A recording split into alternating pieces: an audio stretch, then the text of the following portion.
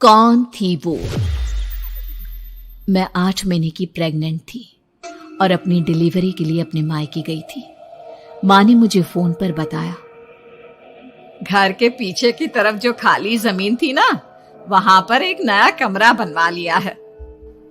इतने सालों के बाद जैसे ही अपने घर में कदम रखा, कुछ अलग सा लगा। माँ, ये घर के पीछे की तरफ नया कमरा बनवाने की क्या जरूरत थी?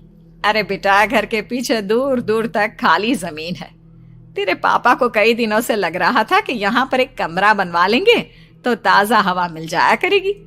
अब तो ये सब छोड़ और चल जल्दी से दूध पी ले। माँ, मैं थोड़ी देर में पी लूंगी, आप सो जाओ। मैंने दूध का गिलास उठाकर उस खिड़की में रख दिया।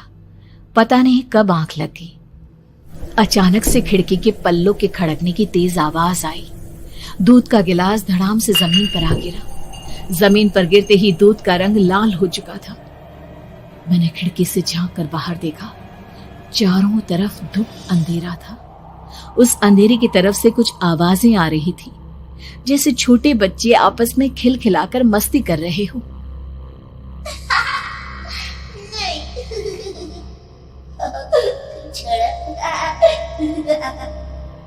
इतनी रात को इतने घनघोर अंधेरे में बच्चों की आवाज कैसे आ रही है?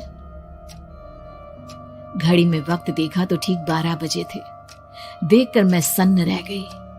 बुरी आत्माओं और भूतों की कई कहानियां मैं सुन चुकी थी। वक्त भी कुछ ऐसा ही था। ऊपर से मैं प्रेग्नेंट। सुना था कि ऐसे वक्त में अक्सर बुरी आत्माएं औरतों का पीछा करती हैं। तो क्या मेरे पीछे भी? पसीने से तरबतर बड़ी मुश्किल से, जैसे कांपते हाथों से मैंने उस खिड़की को बंद किया। जल्दी से जल्दी उस कमरे से बाहर निकलकर माँ के पास जाने के बारे में सोचा, लेकिन जैसे ही दरवाजे की तरफ पलटी, लगा कोई साया हवा की स्पीड से दरवाजे के सामने से गुजर गया। मेरे गले में अटक कर रह गई। मैं जोर से चीख कर माँ को बुलाना चाहती थी, लेकिन वो आवाज खुद मेरे कानों तक नहीं पहुंच पा रही थी। तो माँ तक कैसे पहुंचती? खिड़की के पल्ले एक बार फिर तेज हवा के झोंके से धड़ाम करके खुल गया और पूरी ताकत से मैं चीख पड़ी। जानती थी मेरी चीख की आवाज सुनकर कुछ ही सेकंड में माँ वहां पहुंच जाएगी, लेकिन ऐसा कुछ हुआ ही नहीं। मेरा कलेजा डर के मारे फटा जा रहा था। आखिर माँ ने मेरी आवाज क्यों नहीं सुनी? इतनी गहरी नींद में तो माँ कभी नहीं सोती। ठीक पीछे खुली हुई वो खिड़की। मुझ में इतनी ताकत नहीं बची थी कि मैं पलटकर उस तरफ देख भी सकूं।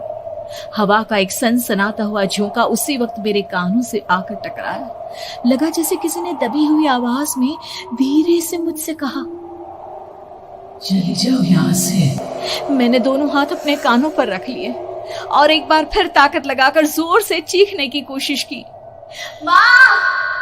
पापा! मेरी आवाज उस कमरे की दीवारों से टकराकर वापस मुझे ही सुनाई दे रही थी। जितनी ताकत के साथ मैंने चीखने की कोशिश की थी, कुछ ही देर बाद उससे कहीं ज्यादा तेज और दर्दनाक चीख मुझे सुनाई देने लगी। ये आवाज ठीक मेरे पीछे खिड़की से आ रही थी। वो आवाज मेरे कानों में पिघलते हुए लोहे की तरह गिर रही थी। उन आवाजों में हैवानियत थी। वो आवाजें किसी इंसान की नहीं है, इतना मैं समझ चुकी थी। कांप रहे हाथों से मैंने अंधेरे में कुछ ढूंढने की कोशिश की।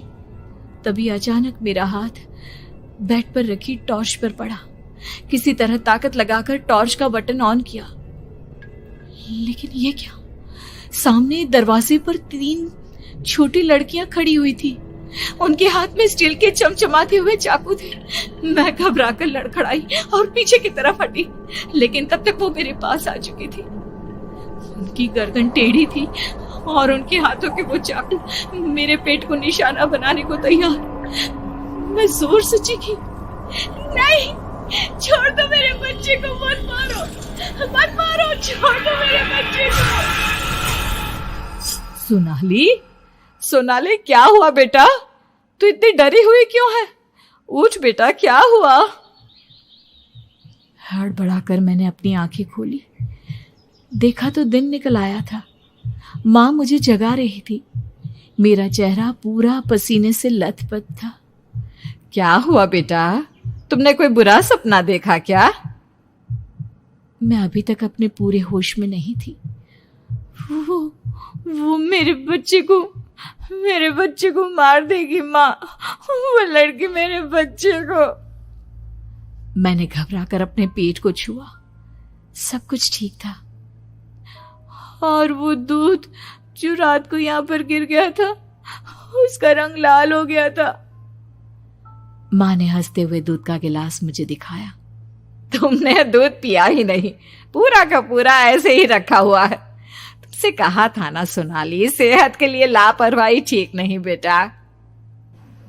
लेकिन मैंने तो सब कुछ अपनी खुली आंखों से देखा था। ये सपना कैसे हो सकता है?